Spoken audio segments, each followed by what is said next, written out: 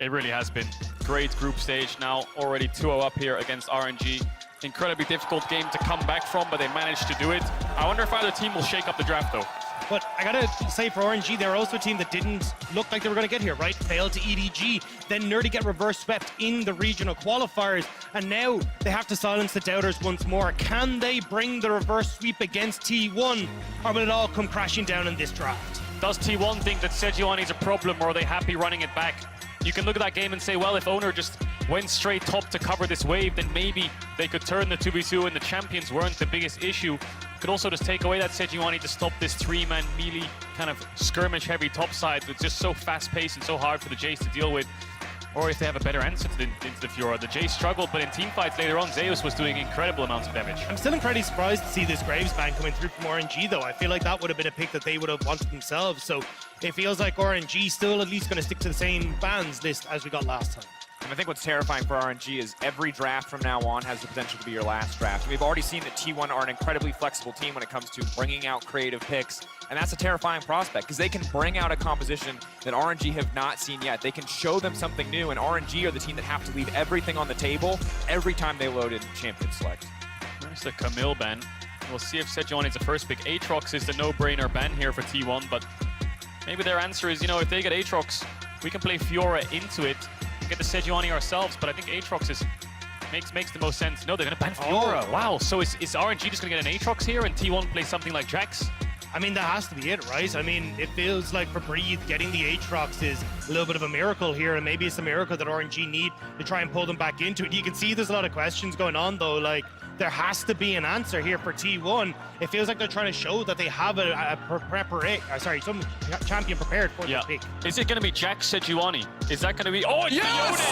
It's Zeus's Yone with the Sejuani. We thought about the Jax because of all of the Jaxes into Aatrox, but Zeus's Yone is locked in. And I'm a sucker for this champion, but this is something you brought up at the start of the day, Cadril. I got to give you credit because you put it on our radar. You said there's a lot of stuff we can expect, but the thing I've got my eye on, the thing I'm waiting to see is Zeus on this Yone. Yep. Champion has the incredible power, incredible snowball. Once he gets ahead, 1-2 item spikes, he is a massive threat. If you cast your mind all the way back to, I think it was Bro versus T1 is when we first got the taste of Zeus's Yone. It was Keria Lee Sin, I believe it was, with Gumayusi on the Senna. Yasuo, Diana, Yone was the top side they were playing, and he demolished his way through that game. But it's a very comfortable champion for him, a pocket pick. There's the Vi from Wei into Oner Sejuani. Is it Shehu's Galio? Are we finally going to see the Galio coming through? Doesn't look like it. As just, please don't go Azir. Don't go Azir. RNG, but it's cursed for this year cursed for update. RNG, but okay, looks like it is going to be the Silas. Immediate answer for Faker on the Akali. So again, we're probably going to get that Heimerdinger ban coming through. And compositionally, we have very similar looks for both sides. You've got these strong snowballing side laners. You've got a jungler who can help facilitate early action. Need to see how the bot lanes for both sides round out these compositions. What either team wants to take away. I wouldn't be surprised to see the Renata hit the bench this time around, but it could open up one of the 80 carries that RNG opted to take off the board in the previous game. Yeah, Philios is another champ that will be really high priority in these 4-5s. They're playing Sejuani support themselves, themselves here, T1, so they can play an engaged support instead of things like the Renata. So I don't think Keria will be very hesitant to play things like Leona Nautilus if it comes to it. We'll see if he opts into it. We haven't seen too much Thresh yet. We'll see if that gets picked on later in the draft. Their solution ban, I think Aphelios is a no-brainer here for RNG. I think banning Heimerdinger doesn't make too much sense because they have such a heavy AP mid-jungle. Yeah, I mean, look, I actually think taking the Aphelios and the Thresh here would be super good for RNG, right? You get great positioning for your Aphelios, you got decent peel, then cook for the likes of the Yone and the Akali, maybe you can help out, but we'll have to see exactly if that is going to be the game plan. Maybe even get Ming going towards something like the Tam Kench, to be honest. If the Thresh going to be banned away, maybe it's the TK that they want to go for, make sure they've got that safety from the dive that T1 are going for. Yeah, good Thresh ban there. I think T1's comp is really good at looking for picks, and I think Keria wouldn't hesitate to lock that in on 5, so this helps the blind pick here for RNG. Tam Kench makes sense because they can play Jinx, they can play Aphelios, they can play anything here on 5, they can even play Sivir worst case, so I think T1 are very happy just blinding this Tam Kench now. Do RNG play a Braum lane or something along those lines to deny the Tam Kench? They go Ezreal Karma to get the push. They have a couple of options here. I think it'll still be the Aphelios though, and then it does become a big question mark about what you want to go for. I think the Braum could be really, really good We've also kind of seen things like Ming's Alistair have also been great as well. That could also be another option. Will he play Lulu, do you think? Is that something Ming would lean towards? Doesn't strike me as a huge Lulu player. I mean, he played a lot in the regular split, right? And it's something that can definitely help out with this Aphelios. Could deal with a lot of the threat that T1 have, but he has favored these engaged champions whenever he gets the chance, and it looks like that's going to be the plan here once more. Ming loves his Leon and Nautilus, doesn't he? He loves his engage, as you just touched on. But have we got a curveball? This is what we wanted to see. T1 have already thrown a few. Soraka not going to be big. The silence is massive against the Yone, the Akali, the Tom Kench. Huge potential to take over the lane phase. Of course, vulnerable champion individually, but in fights, so incredibly impactful. It does mean, though, the Ming won't be as effective when it comes towards these early roams, and that's where he's kind of been working with Wei in these early stages to try and get things rolling for RNG. So it will come down to, it feels like, a lot of this topside brawl between RNG and T1 once more to see who will come out on top of Game 3. I'm surprised we see a Varus coming out here from Gumayusi. I thought Jinx would be more his wheelhouse, but I suppose they want set up for the Soraka and follow up for these divers of T1. I think it's also, as you say, like just having that lockup coming through from Chains of Corruption. If you hit onto the rest of the team as they try to follow up on Wei's engage, it's so easy then to try and follow through, but we will have to see. This is going to be another brawl. It is, and it's the same thing from Game 2. Top side will be the focus for both of these teams, you expect. The Tom Kench will get pushed in by the Soraka lane, and I think bots will mostly be in isolation unless either lane is over-pushed. We're going to have to keep our eyes on top side to see if Oner can repeat what Wei did with the Sejuani and melee top. I think RNG will be very quick to defend and breathe on this Aatrox. T1 looking to clean sweep RNG. A historic rivalry. It was 5 games at MSI, but right now T1 holding a clear and palpable edge. Despite that, the LPL fans ready. They want to see more. They want 5 games. Pressure on for both sides. This very well could be the final game of the series. RNG betting everything they have here. They get the Aatrox. They've got the Soraka. Now all they need to do is execute. Here we go. Game 3, T1 versus RNG.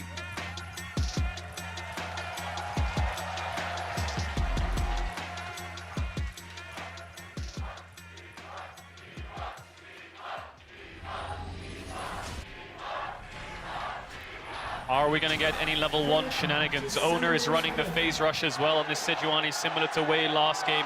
A lot of melee champs that he might need to escape after landing his combo. The crowd is going nuts for both of these teams, supporting their regions. LCK up against the LPL. T1 currently 2-0 up.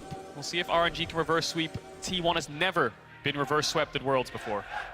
And for RNG, this is now starting to look like once more that the spring curse is real for them. Looking great in spring, winning MSI, but summer in the LPL has always belonged to the likes of EDG, and now sitting 0-2 down against T1, they got to see if they can muster everything they can to get us back to that Game 5. And you talked about it before, Dagda, how RNG has finished every single place at Worlds except for winning. They've lost out in groups, they've lost in quarters, they've lost in semis, they've lost in finals.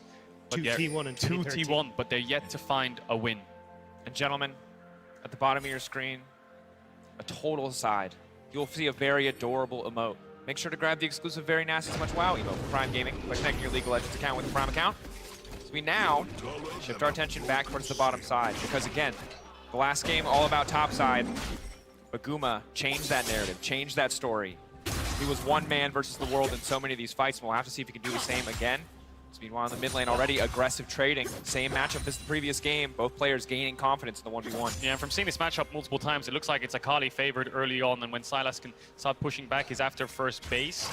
Faker was doing a similar thing last game. Nice E from Guma there to get some good trades onto this Soraka. The Soraka will need a few levels. Xiaohu now stepping forward as well. It's gone abduct on the level 1. Faker, though, extending the trade, has the empowered auto. Didn't get it. That could have been pretty devastating for Xiao, who's probably going to see a lot of jungle action around this mid lane if it is so back and forth, and you're starting to see these early trades going heavily. But, I mean, at the moment, with push on bot side, with push going in favor of T1 on the top end as well, Oner going to have a good amount of access to how he wants to try and play this match. Debating where they're going to go, what the option is going to be. Level 3 is going to be crucial for both of these solo lanes here once the full kits are up and available, so you can come out on top of the trades. Yone, of course, notoriously very obnoxious to lane against. Yeah, the Aatrox needs way more points in Q. It's such a long cooldown at level 1. Needs around level 4 or 5 to start being able to trade back against the Yone just because of raw cooldown. So T1 managed to get a little bit of bot push, fighting back against Gala and Ming. Wei is around mid here. Faker Not sure if the W or the Shroud is on cooldown, but here he comes. Comes the Q. Walking into the Shroud, waiting for his jungler to arrive. Just waiting. He has so much time from the Shroud, and now they're committing to the fight. They want to get a Xiaohu flashing out. Faker flashing out. Way in the area, though. Way wants to finish the job. Faker flip over the wall. Raptor 3 aggroing. Little auto attacks, little chickens trying to knock him down, but it will not happen. Xiaohu stepping forward is a big risk. Faker going over the wall. It's a massive escape. Does he have the execute? Time is ticking. He needs to get towards this tower. Walking Way doesn't have back flash. to the tower, trying to get away time. from it. Faker. Whoa! I have never seen a player die so well. Really good execute there by Faker. The Raptors didn't actually turn on him very quickly, so he managed to live on such a low health bar, denies the first blood from RNG, and manages to TP back at the same time as Xiaohu, who was chasing him down. Also gives Oner a bit of access into this top side as well, so he'll be able to take the Rift Scuttle, knowing that he's got a little bit of an advantage, being able to take that, but really well played by Faker. Holds on so long, waiting for the Sejuani to come through, and every single time Wei and Xiaohu try to predict it, they miss, and Xiaohu just barely getting back to his turret. And then I thought this was going to be Revenge of the Nuggets, but it's not going to be the case. Faker manages to escape away with that one just a bit. Yeah, they didn't get any auto attacks in. Blast cones away from the Vi Q, and no flashes on the RNG mid jungle means there's no way they can finish him off. Execute comes in, and Xiaohu is forced to base and TP back. Waves coming into Faker. Oner doesn't get the kill on the Xiaohu, but both mid jungles blowing all their summoner spells. Meanwhile, on the bottom side, you saw Carry and Guma holding onto the push for a little bit in the early levels, but as there are a few more levels into the belt of Gala and Ming, they are able to crash that wave in. Guma not there to collect some of that CS, so going to continue to build up that bot side advantage. Looks like we might have missed out on some of the aggressive trading. Oner returning to top side, looking for this lane gank, and at the start of the day, Cadril, you said it, like clockwork. Oner 3-4, he comes top side, he looks for a lane gank. He's done this a lot in the LCK. Level 3-4 lane gank, topples in, Breathe dies. Infernal Chains there, now going to go back here. Breathe, stun now coming out, he's under the tower, but they just cannot finish the kill. They're helping crash the wave there. Breathe was quite far up. He wants to hold the wave near his tower, but in the end, he's forced to flash out. T1 get the crash. Zeus gets the base off. I'm not sure if he has Berserker Greaves in base. We'll have to see if he has enough gold for that item, because that's a big spike. No, he doesn't. Boots double dagger. It's going to sting a little bit, but still gets the wave in. You see, though, Wei is starting to move up back towards this top side, though. Zeus still has his flash. It was only Breeze that was burned, so maybe we can get some help from Wei up towards Breeze in that top side, but it is going to be a little bit of a difficult situation when Breeze isn't going to be able to follow up as easily as you'd like. Definitely can be. XP lead, you can see going to Breathe. Still able to TP back, still able to get a lot of that. Zeus holding onto his TP for now. Could be an advantage as you look ahead towards the objectives. Bot side pushing in here, and Guma and Carry are doing what they can to hold on to the advantage, but so hard against Gala, so hard against the Aphelios. When he has the Infernum, the blue gun, up and available.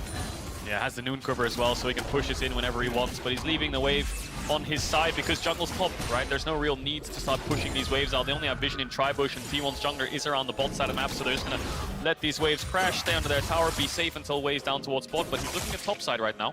Yeah, I like the way T1 are playing this slow, though. You know that at the end of the day, you're kind of waiting for the likes of Rift Tower to come up so you can use the fact you have push in 3 waves. Looks like Wei's just going to be up here to help with the wave crash, similar to what Oner was doing, but Oner trying to make a wraparound play, might visit this top end. Their Q landing. Zeus just going to walk out on that one. Wave will crash, so successful play on the top side for RNG as Xiaohu and Faker just continue to trade in the mid lane. They're always trading. Last game was the exact same, just permanent trading. Every time you walk up to the Rave in this meaty matchup, Sylas can do this. Full committing. Ulti up and available. Faker, where is he going to go again? He's just waiting as long as humanly possible. Now the full committal. Xiaohu, the interrupt coming in from Oner. Breeze coming over the wall. He has the ulti up. Dark and Blade, one cat gonna connect. Oner now caught in. Infernal Chain gonna pull him back. And that is it. First blood for RNG. Beautiful combo by Breathe onto Oner. Carrier could look for the flashing knife Q here. Trying to finish him. Oh! Sniped down. Guma and Carrier make themselves known in the mid lane. T1 say anything you could do, we could do better. Moving Gumayusi up gets the kill, but again we go. Oh, the sidestep! Look at the way he moves, but it doesn't look like it's going to be enough. No, they're turning on the way! How can he do this? The TK is just so damn strong! He goes! Carrier and Gumayusi come from bot. They get towards mid. 2 kills over to this Varus. Incredible series by the bot lane of T1. Extremely quiet since the end of spring, since the end of MSI, but they're stepping up here. Breathe has no flash. Waiting, misses the first Q. That's going to be big. Buys him a bit more time. Stun now going to connect. Zeus can take his time. Going for the style. Finish. Swords hitting left and right. Breathe no way out of this one. Trying to heal up a little bit more, but no. Wait, does he? No! It looked like Breathe might have just barely got in over the back of that, and T1 now picking up several kills off the back of that. The news though around bot side though, 2 kills for Gumayusi is great, but 2 plates went to Gal in the meantime as well, so sitting basically even on that bot end, but the top side big win for T1. So many skirmishes, 3-1 in kills, salvaged by the bot lane of T1. Like you said, they lose a little bit for it, but man, do they do it in style. Zhao, who goes for the all-in onto Faker, actually sees Oner as he dashes forwards, thinks he has enough damage for the kill, baits in Oner, and Breed's combo here pretty much perfect. Lands the Q1, W's on the phase rush, Q2 to knock him up to make sure the pullback, lands the Q3, but here's where the T1 bot lane comes in. I think Oner actually stopped the Kingslayer from Xiaohu, which is why Faker didn't go down. Then as you say, flash forward, auto, and T-Tor's in the shaft. You can't do it to him.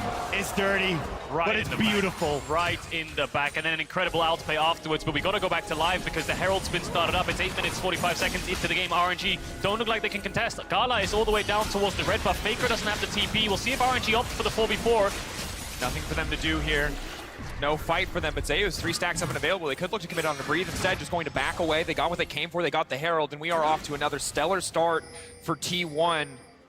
Terrifying, terrifying team to be matched up against. Again, credit to the T1 bottom lane. Every time we say it's going to be about the top side of the map, the T1 bottom lane beg to differ. Is Carriot just covering Faker here, or does he want to dive bot? Gala has summoners. He's TP'd here with his spellbook. Looks like he's just covering for now, but here comes the W to get the slow onto Gala. See if they can commit to the full dive. Faker does manage to land it. Big damage now coming into Gala. He's going to get the healing off to Sever. Mult flashing out to safety, trying to finish the job, but Carriot there to eat up Faker. Gala, it's nearly flawless play, but they're just too damn strong. Faker, the shield is going to fade away. Carry the shield! Gala! Oh, being on the chase now as well, but they've locked him down. What is this? It's madness on the bottom side. T1, are they able to find a kill on the Ming Xiaohu now as well? It just does not stop! This game is a bloodbath from RNG and T1. Game 3 has exploded, and we're not done yet. Top dive coming in. Oner has the ult. Zeus does as well. Breathe lets the wave crash. Looks like he's going to clear it out, but he's not safe just yet. The Sejuani's hiding in that bush. Breathe. Breathe might just be his last breath. Here and there is the Oner. Finding it. Breathe still healing. He's too damn clean. That was so clean from Breathe. We'll see if he can stay under this tower. Zhao, who has the TP, but he's pushing in bot. The ultimate will fade away. Carrier finds way on the Dragon. Oner has Herald. See if Zeus goes for the Q3. Dashes away. Herald's procced. Again, Dark Blade up and available. He's waiting. He knows the second he shows his cooldowns, the second he uses that first Q, they'll know exactly where the next one goes. Zeus dipping through it, diving through it, trying to finish off the job, and they will be able to do so. Leaping out, but gets taken down in the end. Oner going to try to finish this tower. 1-for-1 in the dive. Xiaohu's TPing in. Oner has the flash, but I don't think Xiaohu can gap close in time. Herald falls. Xiaohu catches the wave. So much fighting across the map. T1 forcing bot, T1 forcing top. RNG responding on both sides. Exactly, that's why draw your eyes to the top of the screen. It's still so close when it comes towards the goal, because there's been trades for turret plates, for kills back. Across the board, this game is still within touching distance, especially when Breathe is able to turn around these dives, same as RNG did on bot side. Area has the sweeper. They're in the next brush. Ming stepping forward, looking to lock him up, trying to lock down the bars. The silence going down as well. The Tom Kids can't eat him. He's trying to run for his life. Guma flashing out. Guma taken down. Gala finds the kill. The Tomkenge eat was around 5 seconds until it was back up. The second wave flashed in there. They were so close to having that play backfire and losing out on the kill, but they managed to pull it off. They don't turn it into an objective. No Dragon up yet. They can't push for plates because Faker hovering towards this bot side. Xiaohu up towards the top side of the map. Good pick there by RNG. Really good kind of awareness of the Tomkenge ult CD. And at this World's Championship, we have seen T1 and RNG be the cool, the calm, and collected. And now they are coming out swinging haymakers left and right, and I am all for it. As again, we're getting heavy trades for RNG in the top side, but we have to keep our eyes on things like the Rift Guard that's going to be up in 3 minutes, the Dragon that's going to be up soon as well. It feels like whoever is able to take these fights at these neutrals is going to be able to blow up in this game. So much pressure. It's so tense because you know at any moment a fight could break out or 4 people will show up on the bottom side seemingly out of thin air just to all in each other. Ming waiting over the wall. This is a bit precarious because the Tomkenge now coming and follow up. Ming caught in no man's land. That's the stun. That's fault. Carrier doesn't quite make it over the wall. Does still get the tongue lash though. That's the stun. And it's more than enough, but now they're looking to get a little bit more. Xiaohu caught out here. Stack first on that one. Flash out to safety. Find the area. They will not pursue for anything else, but Ming caught sleeping. Had the sweeper over the wall there. Oner saw Ming, but there was no reinforcements for Ming and no flash either. Gumayusi will translate that into a plate. Xiaohu has lost his flash. Wei knows that Gala's going to be dove and they have no flash on him. TP ready for Breathe if they want to commit to this dive. RNG have a response. The Soraka ultimate is up as well. Soraka ultimate up. Gun's way worse in the dive than they were last time, but still strong overall. That's the ulti. The Gale Force out. He still gets hit, but there will be no follow-up. Massive damage coming in from the bars already. Meanwhile, on the top side, the 1v1, Zeus snapping back on the Soul Unbound. Neither side able to get much in the trade. And this is where, again, we're seeing T1 trying to put the pressure on, trying to see if they can be the ones that start off these dives. And at least so far, they've been a bit mismanaged, but T1 still now starting to get control. Look at the amount of vision they have on this bot side. They're just trying to continuously play around Gumayusi now. Well, this is so frustrating on the top side, as you see as well, for Breathe, because constantly keep up. Ward. Oh, hold that thought. Spotted out. He's gone! The blue smite didn't stop the base. He just got the recall off in time. Gumayusi barely escapes with his life. And that is the difference of half a second. Wei loses the ult cooldown too. That is devastating. But now Xiaohu connects on the chains. Crown gonna fade away. Breathe. On the top side, Oner. Oh, he's dead. Looking to find the play. Breathe. He has to try to find a way. That is when there's just too much CC. Taken out. Zeus finds another kill. Even through the Soraka ultimate, T1 get first break on this top side, and RNG no response. Wei not there in time. Xiaohu not having the TP. Soraka ult doesn't do enough. Breathe falls. And T1 are just doing a great job of cross-mapping, right? Every time you see Wei or Xiaohu moving somewhere on the map, Oner's going to the opposite side. They don't get the kill on Gumayusi. Immediately, Oner gets a response on top end. And now Zeus 3-1 on his pocket pick in this Yone.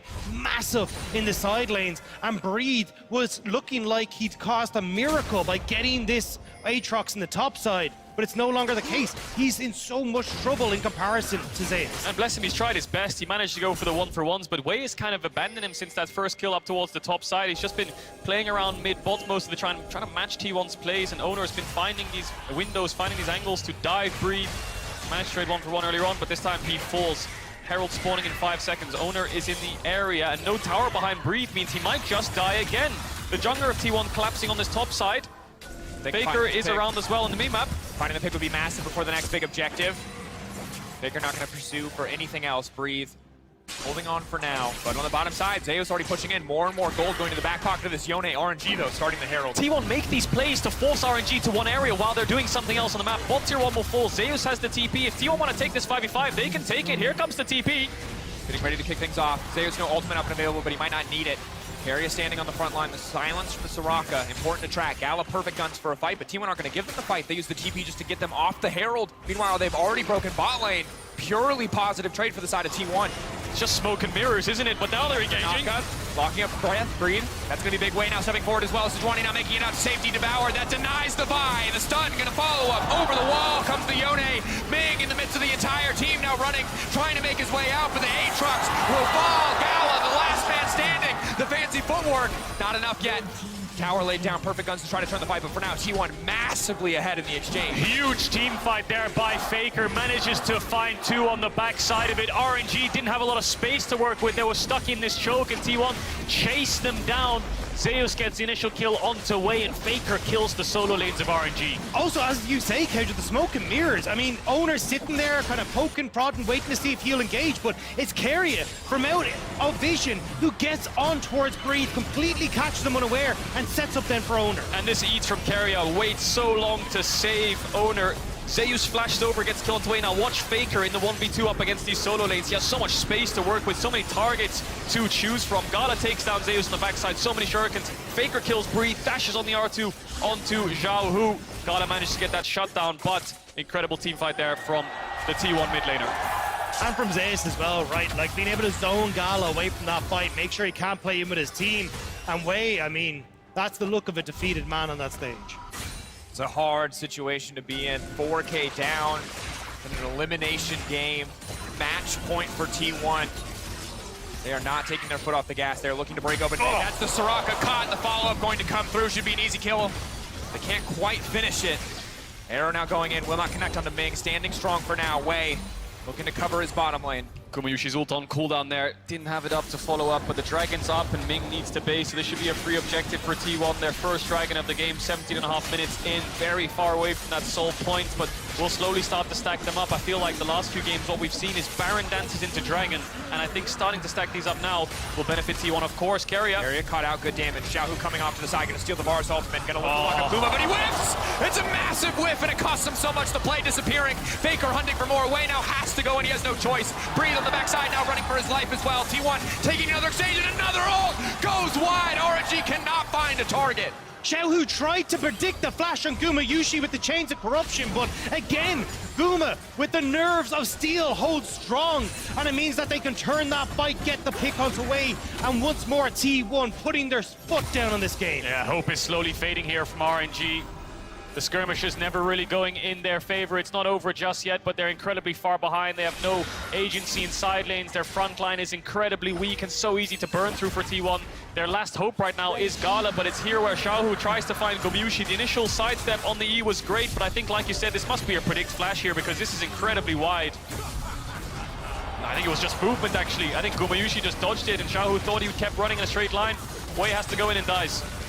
And for RNG, a team that has 3 MSI titles to their name, it has been the World Championship that has eluded them for so long. But now up against the most successful organization that League of Legends has ever seen at the World Championship, it feels like RNG just don't have enough. Their side lanes are running out of control. Zeus is having full control. Faker has full control with the advantages that they picked up. And now RNG can't contest the map as easily as Guma will just get to siege against Gala and me. We heard it at the top of show from the analyst desk. Faker has never failed to finish lower than semifinals. It's always been semifinals, finals, or a win.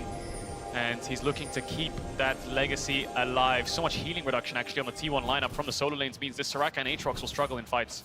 And on this day, exactly 5 years ago, RNG beat Fnatic to make it to the semis. That was the last time they saw a semifinals of Worlds. T1 looking to make them wait one more year. Herald set up in the mid lane, pressure on for both sides. Everyone on RNG knowing that a single misstep could cost them. Breathe on the flank. Gate goes a little bit wide. They're trying to lock him down. Xiaohu now stepping forward. Keria off to the side, now trying to make it out. Kuma still standing on the back line, and in goes the Yone. The damage is massive. The Soraka healing, will it be enough? But no! The Aatrox falling down. Gala, can he be the difference maker? He takes down the Herald. They're on the retreat, but here... Oh, Keria still stands. He goes golden. He does it with style. It's a slaughter. It's a wipe on RNG. T1 clean house. Zeus falls, but RNG didn't have the damage to deal with the skirmish. T1 just run them down. T1 are decimating RNG in the best of 5. They're showing that MSI was just a glitch, and they will continue to control and dominate the matchup against RNG. What a team fight. It was just absolute mayhem in the mid lane. So many melee champs on top of one another, but it's Gumayusi that stands strong, and it's Keria's Eat that saves the initial engage up against RNG with the Sylas stolen ultimate of the Sejuani. As RNG was thinking about a Baron there, I wonder. But they choose against it. T1 in the vicinity. T1, they've spent so many years rebuilding. How many different rosters, how many different lineups have we seen them show up to international competition, trying to find the perfect 5, the perfect fit. But in a series like this, you can't help but feel like they are closer than ever to that final form. And you have to wonder if Zeus was just the final piece of the puzzle. Kana really struggling at Worlds last year. Now they've solid in this rookie top laner who's been having a stellar year. Being considered as one of the best tops in the world in your rookie year is definitely one of the biggest feats and achievements that you can get. Well, we're about to find out, right? If Zeus wins this game, he's going to be going up against 369, the other person who can test him the most. So that is potentially a date with destiny that we might see Zeus take that title once and for all. But T1 have to close out this game, make sure that they're able to continue this push through the 3 lanes. Faker on top side, Zeus on bot, and Keria is fishing every single time for Wei. So 1-3-1 setup here from T1. Faker's TP is just about to come back up. They're moving their mid lane push into bot, but there's no wave just yet. Dragon's up in 40 seconds, which will be the exit objective, but they want to force here a little bit. Wave not scared though. Stepping forward, taking a lot of damage here. He's just getting shredded! Gumayusi damage is out of control. He's just so far ahead. T1 pushing down here. Will get this tier 2 that they look for. 30 seconds on that Dragon. I think they can take a base if they want to and come back out to take that one down, but Game 1, really T1 favored. Game 2, incredibly close and RNG favored, but Game 3, looking like T1 is just demolishing them. Wave falls, the E's from Keria was great to allow Gumayusi to free hit, and then it was Zeus with the E who's just cleaning around with Faker. Keria tanks the brunt of the damage and continues to do so, and this double knockup was just insane onto the bot lane of RNG. They're forced back, and even on the tower, T1 just keep going. And usually RNG isn't a team that would just be wiped out, isn't a team that would just give up, but Zeus off on the side, Xiaohu getting knocked down, but Zeus still standing strong for now, looking for the third Q, looking to snap back. He doesn't have the third Q to escape though. Gala can finish the kill instantly. That is the trade back, 1-for-1 in the end. I mean, that's T1 styling on them as well. Zeus looking fantastic, will be the 1-for-1, but I mean, RNG, they haven't been able to muster much of a fight. It was the reason that they were able to get back to Worlds was because they were able to deny the reverse sweep versus LNG. Like, we've seen them come back from these deficits so often, but this one looks like the writing is on the wall as T1 again pick up another dragon. Faker in the darkness, breathing away in the area. Has the blast cone, still wants to go in, still wants a little bit more. He thinks he can one-shot him. Aatrox healing coming in clutch. Faker getting locked up. Can they finish the kill? Yes! Yes, he can! Perfect execution coming through there. Carry in the area. Now ready to deny them. Going for Wei! Faker! Absolute madman. Going in, Oner coming in as well. Gumayusi locking him down on the backside. T1 looking to slaughter RNG. Looking to take every single thing away from them. Faker has fallen, but T1 are standing strong. Xiaohu will be chased down here, trying to pick up the crab. All of T1 looking for him. Pings onto the Baron, though. That is just going to be an easy objective. Weighs down, breathes down with no TP. Ming is down. It's only the carries of RNG that can stop this, but I don't think they can walk in. But how do you even try to fight back now as RNG? Your entire composition revolves around you flying face first into T1, and they are waiting there with open arms every single time. Baron will go the way of T1. And right now, I mean, the fact that they're bringing out things like this, Yone, Zeus looking fantastic into this Aatrox matchup. They brought out things like the Heimerdinger. You can see how much T1 has, the depth that this organization has in this squad. And you can see how much has changed in 3 months from an MSI final that was neck and neck, that went the entire way, that went to 5 games, to an absolute slaughter. RNG had a chance in Game 2, and T1 took it away from them. But Games 1 and Game 3 have been T1 from the start. T1 has just been playing with so much confidence this game. Zeus willing to take really aggressive 1v1s in their bot side. Jungle ends up falling, but then Faker is the one going in 2v2, 2v3 up against RNG. No real fear in their eyes, and with this Baron buff, they're going to push down onto this top tier 2. T1 going for, looks like a 1-4. They're sacrificing bot lane because they know that RNG will overload and look for a pick. So they want to keep pressure on 2 lanes. Faker's pushing in mid, T1's pushing in top, and they can rotate between the 2. I don't think anyone will base from T1 and catch that wave because RNG is now backing away after picking up that tower. Zeus next to Faker. Have to be careful. Gala forced to flash. Guma still with ulti up and available. All of his sums. RNG, this is such a difficult hold. So impossible for them to clear all these waves to match all of the pressure that T1 are putting down. And it feels like you need Gala to kind of be the final bit that can maybe carry this. I mean, he has 5 kills. Are they going? Lock up, knock down, carry, holding on to the ulti as long as possible. T1 not taking that as an opportunity to re-engage. Zeus over the wall, laying down a bit of damage, but leaping right back out. I think RNG are trying to get the Tam Kench eat so that Xiaohu's Sejuani ult can land onto Gumayusi as the next follow-up, but they hit Locking Faker. Up, hitting Faker, now trying to take Faker out of the fight entirely. Soraka healing already coming down. Keria leaping out of the Infernal Chains, double stuns. Zeus going in! It is massive! T1, blood in the water, they're ready to pursue, they're ready to end this game. T1 hungry for more. One last kill, a few more to follow. And it is not with a bang, but a whimper that RNG will exit Worlds as they are slaughtered in their own base as T1 look to bring it home. They are not satisfied with old rivalries and 4th seeds. They want #1. They want a shot at the best in the LPL. They want a semi-final, and they will get it as they face JDG in Atlanta as they break RNG and cross the finish line in the quarterfinals.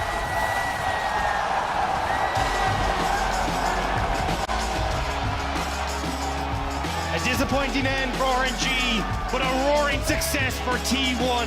An incredible performance in the quarterfinals, bringing out their pocket picks, bringing out the plays they needed, and being able to fight back from deficits in Game 2. T1 are terrifying.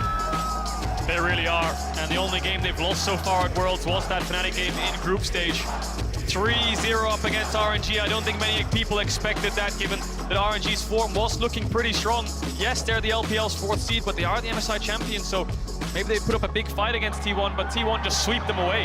Game 2 should have been theirs, but T1 managed to crawl it back, and this squad is looking incredibly dangerous. Both sides of this bracket now, JDG and T1 both 3-0ing their opponents. It's going to be a very, very exciting semi-finals.